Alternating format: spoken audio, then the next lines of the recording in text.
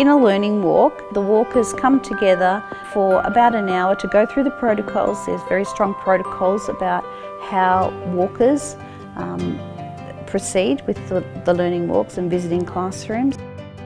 To minimise the disruption to a class, we try and keep it pretty much as part of the everyday program that's happening.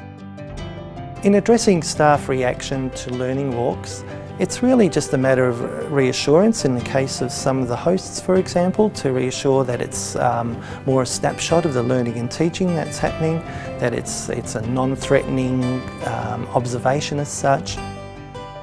Our focus is really honing in on how students connect, collaborate and learn collectively and communicate using educational online. Would you like to think of an area that you'd like to focus on? I'll just go back to them here.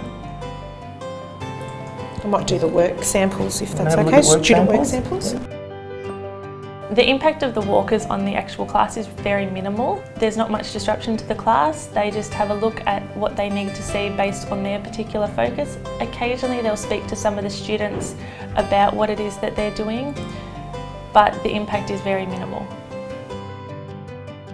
The observations are generally 10 minutes per classroom, and we're getting a snapshot of the learning and teaching that's happening in that particular class at the time.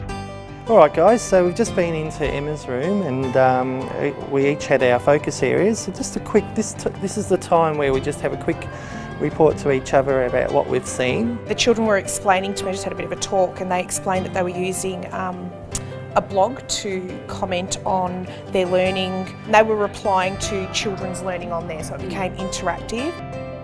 Learning walks have helped me personally as a teacher to be more reflective on my own practice through the times that I have been a host teacher.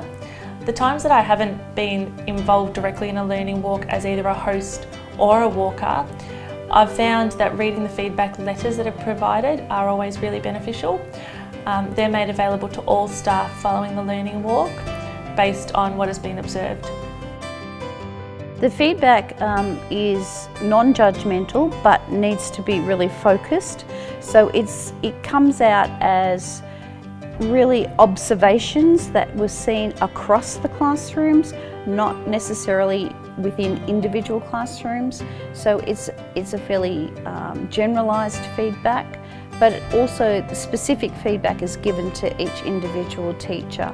So that makes it more relevant to the particular person. But at a school level, we want to see what improvement is happening over time for the things that we're focusing on, the areas that we're focusing on. Learning walks are a way for us to get the big picture. In being a group that's walking in, we've got a structured way of looking at every aspect of what enriches the learning, what engages the children, what enables and supports them.